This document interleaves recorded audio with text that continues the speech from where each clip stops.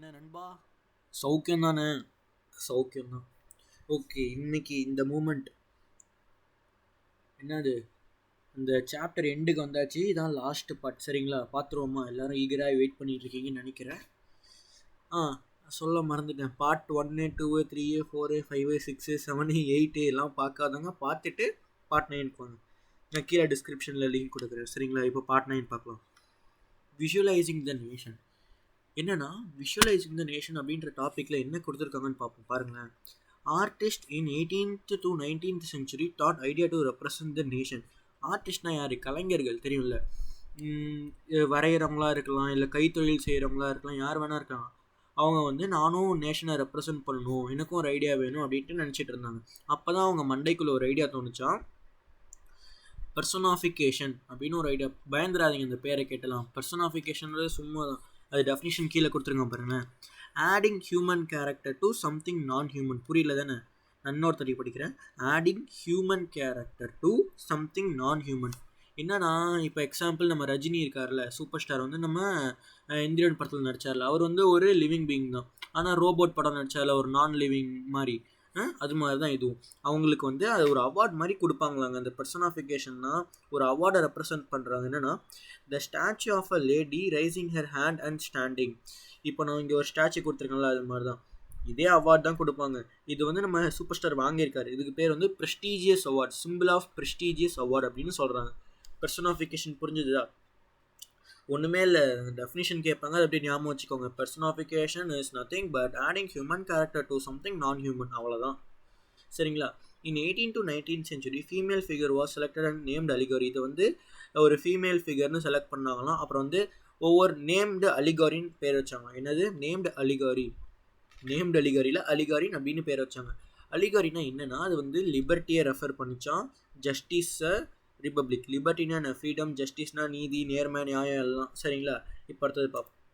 இப்போ liberty refers red cap and broken chain. இங்கே red கேப்பும் பிரேக்டு செயினும் கொடுத்துருங்கல்ல. இதெல்லாம் எதுக்குன்னா, ஏதோ போராட்டம் பண்ணும்போது இந்த ரெட் கேப் இந்த பிரேக்டு செயின்லாம் கையில் வச்சுக்கோங்க அப்படின்னா என்னென்னா, எங்களுக்கு ஃப்ரீடம் வேணும் அப்படின்னு அர்த்தமா. சரிங்களா. லிபர்ட்டினா என்னது? ரெட் கேப்பு, அப்புறம் breaked chain. Justice refers blind folded woman carrying weighing scale.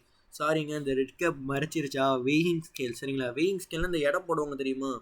அந்த பிக்சர் போட மறந்துட்டேனே. ஐயோ, நான் டவுன்லோட் பண்ணி வச்சேன், ஆனால் பேஸ்ட் பண்ண மறந்துட்டேன். சாரிங்க. என்னென்னா, இந்த நீங்கள் கூட நிறைய இதில் பார்த்துருப்பீங்கள்ல, இந்த ஒருத்தவங்க வந்து ஏதோ இந்த மாதிரி எடை போடுற மாதிரி, ஒரு கண்ணை கட்டிட்டு எடை போடுற மாதிரி ஒரு மிஷின் வச்சுட்டு நிற்பாங்கள்ல, அதுக்கு பேர் தான் ஜஸ்டிஸ். சரிங்களா. நான் அடுத்த வீடியோவில் கூட ஏதோ நான் ட்ரை பண்ணுறேன், அந்த ஃபோட்டோ காமிக்க முடியுமான்னு ட்ரை பண்ணுறேன். உங்களுக்கே தெரியும், நீங்கள்லாம் கூகுள் பண்ணி பாருங்களேன்.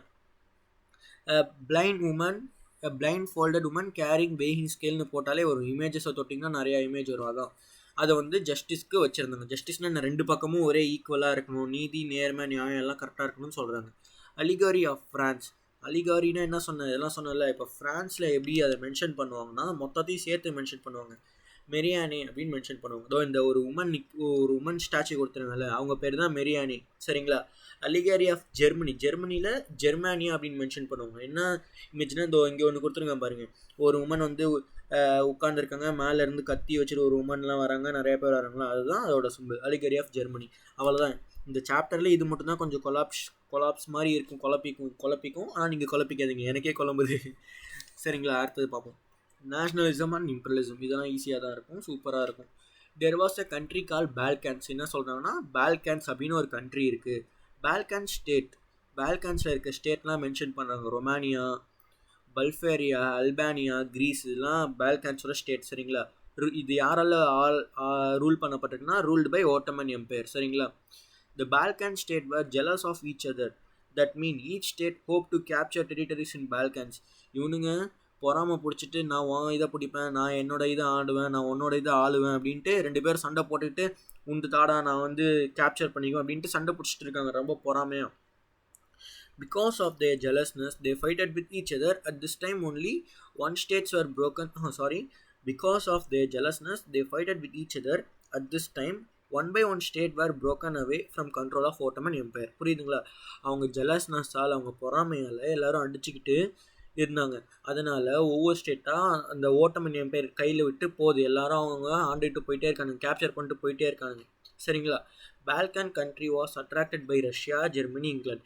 இப்போ இவனுங்க சண்டை பிடிச்சிட்டு இருக்காங்களா, இந்த நேரத்தில் இந்த பால்கன் கண்ட்ரியை பிடிக்க முடியும் அப்படின்றதுக்காக யார் யாரெல்லாம் காத்துட்டு இருக்கா? Russia, Germany, England. அவ்வளோதான் நேஷனலிசம் அண்ட் இம்பீரியலிசம். அடுத்தது இம்பீரியலிசம்னா என்னன்னா, extending power with the help of military in particular region or capture particular region with military. என்னன்னா, ஒரு இப்போது வந்து கள்ளக்குறிச்சி இல்லைனா சென்னை இருக்கா, நான் வந்து கள்ளக்குறிச்சி, அதனால் கள்ளக்குறிச்சின்னு சொன்னேன். கள்ளக்குறிச்சி தெரியும்ல, இப்போ ஒரு புது டிஸ்ட்ரிக் ஆரம்பிச்சிருந்தாங்கள்ல, அதான். சரிங்களா? இப்போ ஒரு சென்னை இருக்குன்னு வச்சுங்களேன். இப்போ சென்னை வந்து ஒருத்தன் வந்து குறி வைக்கிறான். குறி வச்சோடனே அதை வந்து அவனுக்குன்னா யாருமே அவனுக்கு வந்து குரூப் இல்லை, பீப்புள் யாருமே இல்லை அதை போய் வார் பண்ணி பிடிக்கிறதுக்கு. அதனால் மிலிட்ரி வந்து அவங்களுக்கு ஹெல்ப் பண்ணுவாங்க. அதான் power with the help of military in particular region. அப்புறம் மிலிட்ரியை கூப்பிட்டு வந்து அவன் அடித்து பிடிச்சி அந்த சென்னையை வாங்கிக்குவான். அது மாதிரி தான் இம்பீரியலிசம் அப்படின்றது.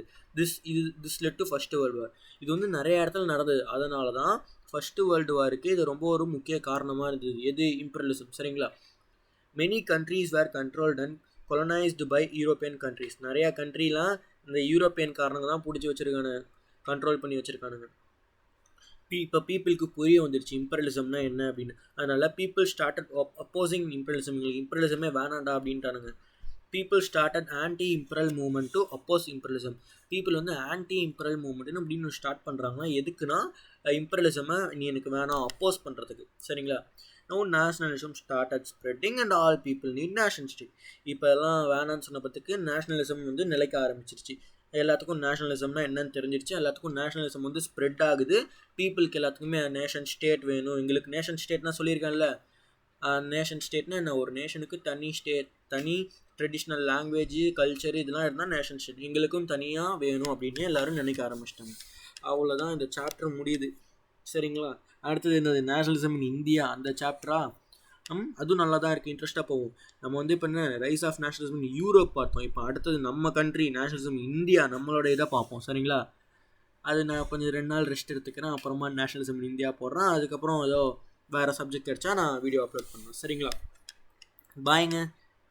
அப்புறம் தான் வழக்கம் போல் சப்ஸ்கிரைபு, லைக்கு, ஷேர் ஏதோ பண்ணிவிட்டு போங்க. பாய்.